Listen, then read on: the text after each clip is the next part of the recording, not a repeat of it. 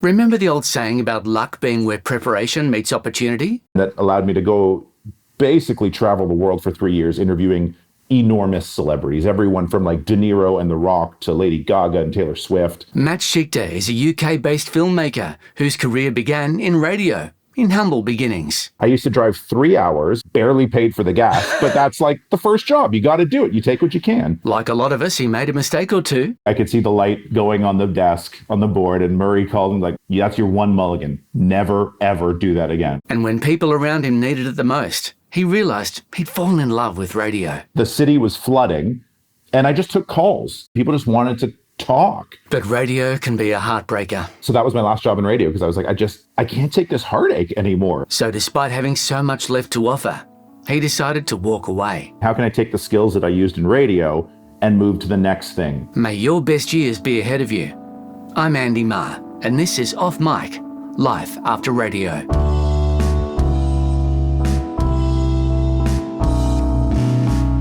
My guest today, Matt Schichter, is a filmmaker based in Glasgow, Scotland, but he wasn't always Scottish. In Canadian radio, he was an announcer, music director, and then he took his skills across to the screen, acting, producing, and directing. As an actor, he's played a detective, a jerk boss, and a paramedic, and a testicle named Larry. Matt, what's going on with Larry? It was a PSA for testicular cancer. We were doing God's work. We were putting out there to like help a lot of people. Any chance Larry's going to make a comeback?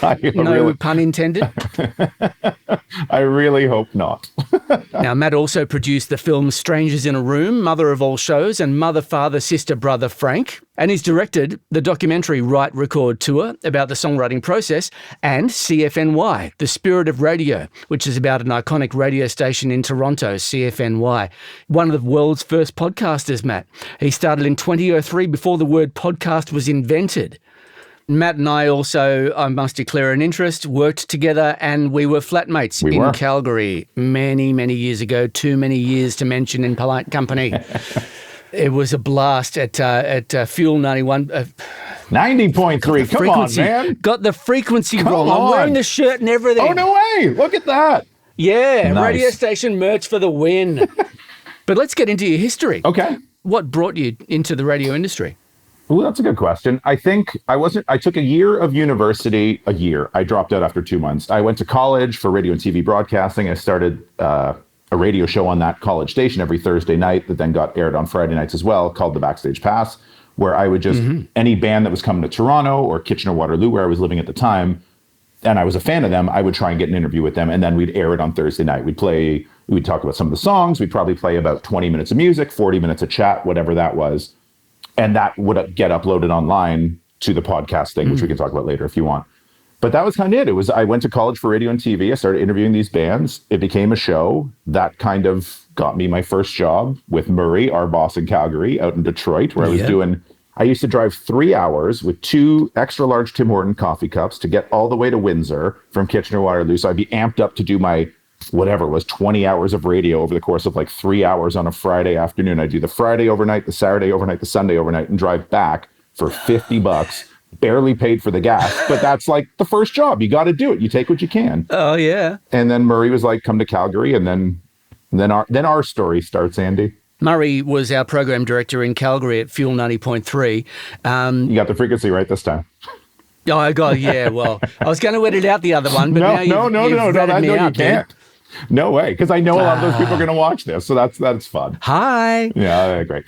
So I did Indie 103 in LA before that too. So that was an internship, and something you told me one of the questions you may ask today was radio people I most admired, and one of them was at Indie 103.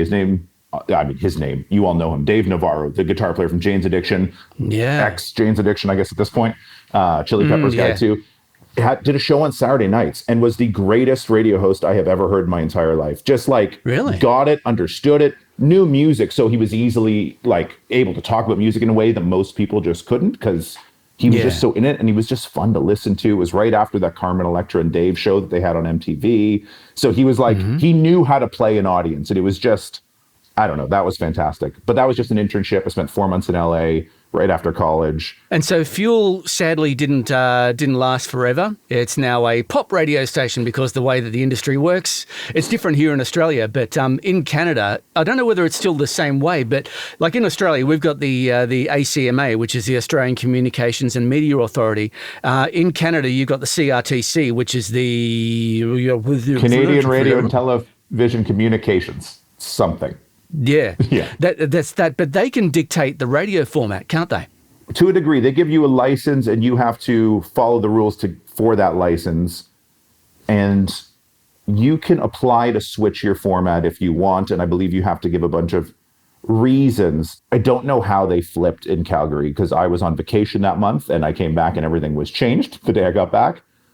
To be told a bunch of things before you go on holiday for 3 weeks. And like, the station's going to get better. We're going to play all this new music too. We're going to get into more like, at the time, Gaslight Anthem was big, Airborne Toxic Event, like cool indie rock bands. We're going to throw that into the station. I was like, yeah, I get back Katy Perry, Lady Gaga, Drake, which whatever, fine. It's all good. It's music. And now that I'm in my 40s, it's like, I was such a stupid kid back then. Like, it's just music. You get to be on the radio. Who cares what the songs are? But at the time I was like, no, this is the man's music. I don't like any of this. And whatever, the corporate structure there was a mess and there was a bunch of issues, but yeah, you got out at the right time, I think, of that one. I did my last shift on a Sunday morning, flew out that day, and by the time I got back to Australia 2 days later, the general manager had been fired. So I left Calgary on a high, like, look at me, I'm in the weekend papers, I was just famous enough to get a burger for free. 2 days later, I came back to Australia. And, all my friends are suddenly like, it wasn't all of you at once. It was just the sales manager and the general manager. Is that when you moved up to Edmonton? After Fuel, I did a talk show on the road for a year because I wanted to get out of the radio station. I quit the radio station. I didn't get canned. I quit. And I was very happy to hand in my resignation that day. I decided I just can't do this anymore. Anyway, stupid 20s things. Right at that time in radio, there were not video cameras in studios yet. Like everything now, I see my friends who are still doing radio and they all have a video camera in their studio and they're all, or video camera, probably their phones now, to be honest. But like at the time, it was a handheld camcorder way back when. And bands would come into Fuel and we'd record them and then I'd throw them up on YouTube or throw them up on the station website or whatever that was. So I had this video camera and I was like, I love interviewing people. I don't want to do this radio job anymore. You're not allowing me to interview bands on this station anymore because we're a pop station. So how can I still do that? So I just took this camera, bought a couple mics, and started interviewing bands that would come to Calgary. I think the Olympics was about to happen. A bunch of Olympians were training just outside of Calgary. So I got to interview them and just kind of took this interview show, started streaming it on this platform called Ustream, which was just after YouTube, but you couldn't YouTube live yet. So they were trying to get this live streaming thing going. And I did that. Didn't make any money, but like it did certainly bridge the gap between Fuel and then Edmonton, which was a station called The Sound. I think The Sound got the things Fuel did wrong and did them right, but was not given the chance to last either. They didn't even give it a year. And then they flipped to AC. I think there's a bit of a trick that I've noticed, and I wish I knew at the time, where it just seems that the radio companies, the companies that own the stations, will in the Canadian market get the license with whichever format the CRTC demands, be it AAA, which was Fuel's, or Smooth Jazz, which was our sister station, California 103. And then the second they're allowed to, they then flip to something a lot more lucrative and flick whoever's there. So that's when California became XL 103, which, still very fond of. Some very nice people worked there, but some very nice people walked out the door in the process of that station being born. Right. And very similar thing, I guess, happens to a lot of radio stations in Canada because of that little quirk. Yeah, it's interesting. But I mean, a lot of people lose their jobs with that too. It's like, it does. Yeah. I mean, I get it. Corporate greed at the end of the day is going to be corporate greed forever. It's just part of the world. But like, you are hiring people and moving them to a new city to do this job and saying, you got 2 years, 3 years minimum. We'll give this a chance, blah, blah, blah. And then you get there and they're like, you know what? We're not doing that anymore. It's interesting. And that was my last job in radio because I was like, I can't take this heartache anymore. This is just so, I want to build this thing. I think we're building this music community, especially in a city like Calgary and Edmonton, which were like, a lot of great musical talent was going on at the time there, that we had good scenes. There was something special at the time that was just about to bubble and then just never got a chance to. I think we were onto something special, especially the second time in Edmonton, because we took that AAA, and I think we figured it out. Something my other half and I both share is that whenever we've got a lot on in our lives, we go to sleep and we have radio dreams. We have dreams about being on the radio and either, it's coming up to the news and we don't have a song ready, or there's something going wrong, the computer's crashed, or is that just us, or do you have anything like that? Oh, they come up sometimes. It's been a while, I think now. Now it's more movie stuff, but the radio stuff certainly comes up. One night in particular of now I did do this too, but I regret it. I don't know why I regret it. It doesn't matter. It was 2 a.m. But I was on, and it wasn't 2 a.m. I was on until 1 a.m. At 11:30, this band called In-Flight Safety was in town. They'd come by the station earlier in the day. I wanted to go see them. My brother was in town visiting. We were like, look, I'll just voice track the rest of the show. We'll just go out. We'll go to the show. No one will know. It's 11:30 at night. And of course, we leave. We get to the show. Everything's fine. We're listening to the station the whole way there. We go watch the show. And some point, I guess the voice track stopped, the computer stopped. I don't know what happened. Dead air for 2 hours. We get out of the show. I get back to the car, freaking out. I'm going to get fired. Oh my God. No one ever knew until I guess right now. But that one plays over in my dreams often enough of and then I was fired. It was just, and Murray was so disappointed in me. And that was the worst part of it. That one, I'd say that's once every couple of years that dream comes up. When it comes to your biggest mistake in radio, I guess that would be it. Or have you got any clangers? Got anything to top that? I used to voice track a lot. So voice track, for those who don't know, is you would just pre-record your breaks, the little bits between songs. And I would do it often enough to, I don't know why. I guess I thought it would be better. Instead of trying to be off the cuff, I'd be like, I'll just get it right. And I'll just slot them in between songs. And one night, I guess I labeled the cart number wrong, the number of the, I know that's a term that I haven't thought of in a while, the cart number. Carts, yeah. Beautiful. Can you explain that? I don't know if I can explain that. Carts used to be physical little cartridges that you would slot into a special shaped tape machine, and it would play a single thing. It would play a single song, it would play a commercial, it would play a stinger, a little radio station ID, whatever. And then that in the digital realm, when computers came about, every single audio file was still called a cart. How's that sound? Yeah, that's perfect. Yeah. So the cart number, whatever, I mislabeled it, and the wrong one played. And then Murray, I could see the light going on the desk, on the board, and Murray called him what are you doing? And I was like, I just thought it'd be better. I didn't realize it would play. I have to go to the washroom. I made some bullshit excuse up or something. And he was like, yeah, that's your one mulligan. Never, ever do that again. And I was like, okay, never. So that one still hurts, because it's just I really love this man. He was he wasn't a father to me, but he's a father figure to me at some point. He brought me across the country. He put all this trust in me, and I had disappointed him so hard. And I was like, oh. And I never did it again, of course. Yeah, Murray was an amazing leader. Have you had any other really fantastic leaders in radio since Muzza? Since Muzza. Sarah Parker at Edmonton put a really, really cool, good team together. We all came from different places. We all moved there, except for the morning show guy. He was there already. He moved over from a different station. But I had just gone through a breakup. It felt like I was getting a family in Edmonton. It was a very interesting, fun. I just loved working there. I loved working there so much. I would go in on my days off. I would stay late. I would never show up early. I wasn't going to say that because I was just not an early person. But I feel like I kind of hit my stride there of okay, I think I've kind of figured this out to a degree. I used to listen to you on the radio over here because your afternoons were my mornings. Right. So sure. when so I used to get out of bed at whatever o'clock, and I'd turn on. I had this little digital radio that had an internet thing, so I'd just play it in the kitchen as I was making my coffee. And it was a great sounding radio station. But then one day, and how's this for sucky, dear listener? I turn on the radio, and it's all Christmas music. Oh yeah, that's right. But it wasn't Christmas time. That was the stunt to let people know there was a change. It just seemed to me to be a deliberate listener burning. Yeah. It was a really weird act. I think they really wanted to say, this is going to be different. I just remember all of us, I think we started, we did. We started with the Foo Fighters Band on the Run cover, and we ended with the Foo Fighters Band on the Run cover. And all of us stood on the board to push that last, and I think I got to hit the button, and that was the last one. And then it was fucking Christmas music after that. But it was that's how much that station meant to everyone. We all went into the room to go play this last song. All 20 of us that worked there or whatever. Yeah. And it's too bad, but that's the way the world works, unfortunately. That's business. Yeah. Is that what turned you off radio and got you out of the industry, or what prompted your move away from radio? Because that was your last station. Yeah, it was. I mean, it was that. It was the double flipping of these things that I loved, and then them just being taken away.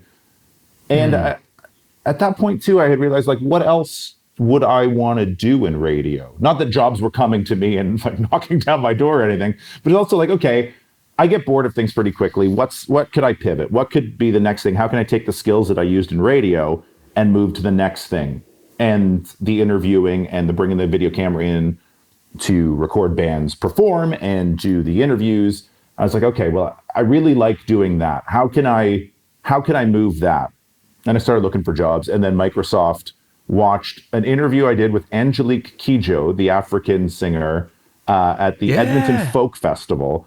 And we're like, this is the guy to host our show. I was like, that's such a random interview to have chosen. Like, there are these huge bands. You chose this like obscure artist who I love, amazing singer. But that's the one that was the in to get me this job at MSN that allowed me to go basically travel the world for 3 years interviewing enormous celebrities, everyone from like De Niro and The Rock to Lady Gaga and Taylor Swift and Metallica, Sabbath. That was really cool. And then I got to produce that show and get the cameras, and I hired the crew and got to host, and I would do the sound in a little earphone on this side of the camera so you couldn't see it, but I was adjusting the sound because I didn't trust anyone else with sound at that point. I had to do it.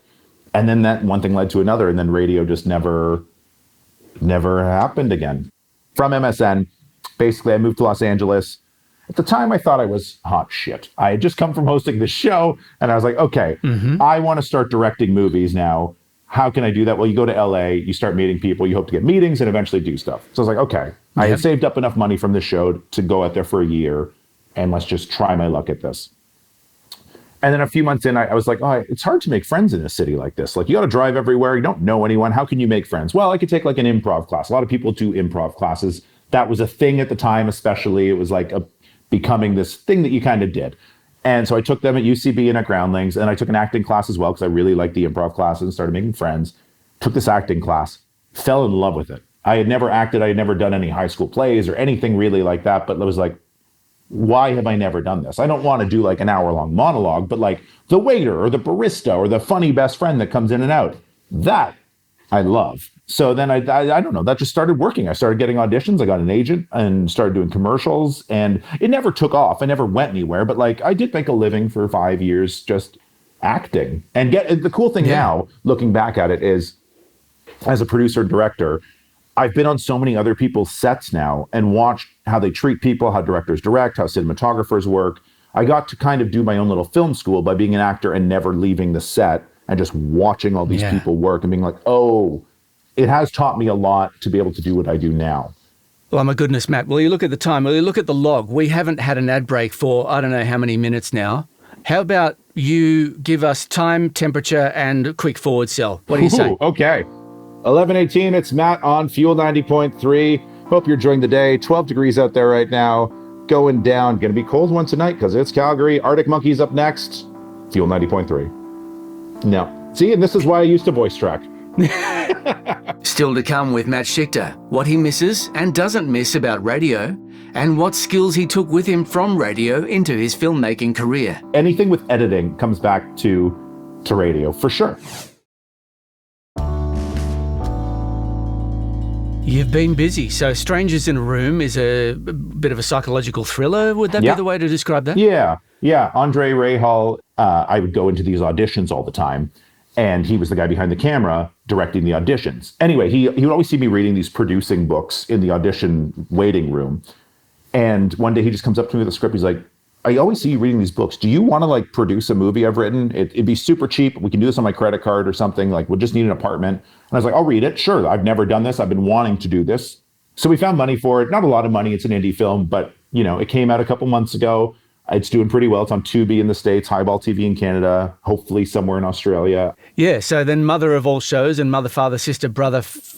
Did I get that written? Mother, father, sister, brother, Frank. I type it wrong all the time. That one did really well. That one was on the festival circuit for like a year, won a bunch of awards.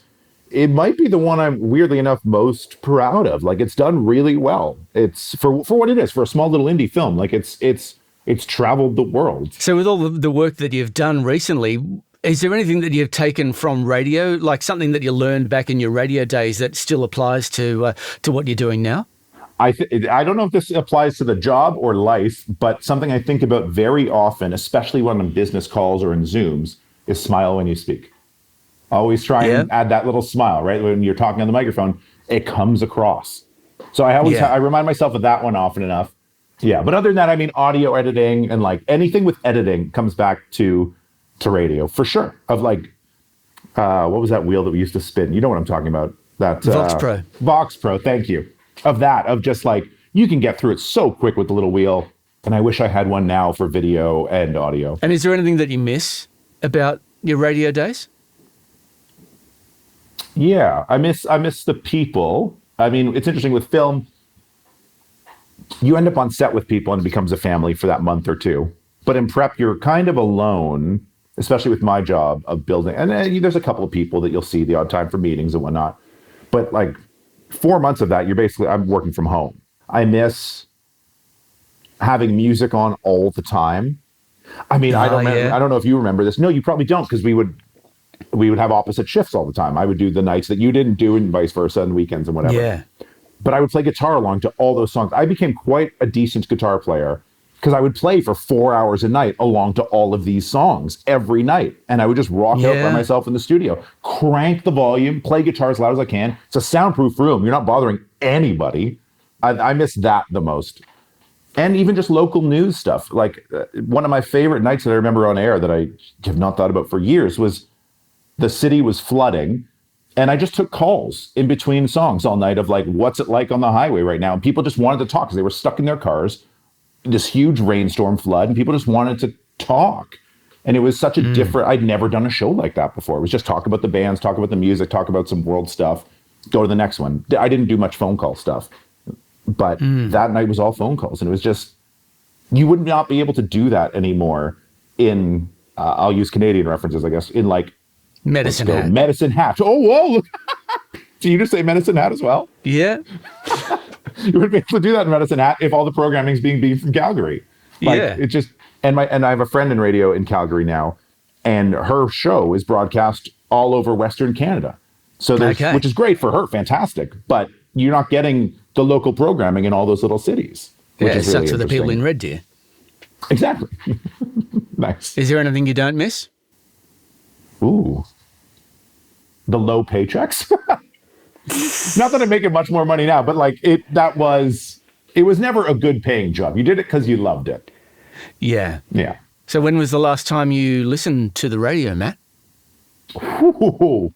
Oh, actually, we listen to BBC Six quite a bit. My wife loves BBC Six. So that's on a little speaker when we're making dinner. Yeah, BBC Six is cool. BBC Six plays a lot of like groundbreakings, kind of like what we used to do, actually, now that I think about it. And while it's not technically the radio because it's internet, we don't actually have like a radio. We do fall asleep listening to the Canadian news every night. Like CBC World Report does this 10-minute newscast, the recap of the day. And we play that as we fall asleep every night. So yeah, radio is still, I guess, a big part of my life in a way. That's cool. So Julie is Canadian as well, is she? Yeah. And also, weirdly enough, started in radio. Used to intern at CFNY for Alan Cross and used to answer phones for him at The Edge. So has a radio background as well, but and went to university for radio and TV, and then now has a real job doing government work and works for Scottish Power Energy Networks. And I saw her name in the credits for the CFNY doco, so I figured she's got to have a bit of media savvy about her. That's cool. Yeah. She took 2 months off work to come. We got to go on the road together and shoot this thing, which is also such a beautiful experience of basically me, her, and Alan on the road for a month and a half of just shooting these interviews. And yeah, it was. I don't know if I'll ever be able to get that again. I don't think Julie and I are ever going to. I mean, I'd love to make a movie, but she's got a job now that she loves and can't see her taking more time off to do another movie with me. But that was, one of the highlights of my life. I absolutely loved that month and a half. I love the doco, by the way. Thanks for the advanced copy of it. It was really cool. My other half and I sat up and watched it. Congratulations on that. Thank you. I'm excited for it to come out. It's like my love letter to radio. Look at us going full circle. We're ex-radio people. You've done a documentary. I'm starting a podcast all about radio. It never leaves you. No, it doesn't. I mean, it's a special thing that is it still as much of a thing today? I don't know. Podcasts seem to have kind of taken over. You've left Canada. You're now based in Glasgow in Scotland. What prompted that? Mid-pandemic, my wife and I were like, where do we want to live? I was realizing I could do prep for a movie from anywhere in the world because Zoom. And then we came here on vacation. We were both like, oh, this place is awesome. I love it here. Like, it felt like home immediately. And we shot a couple of interviews here for the documentary.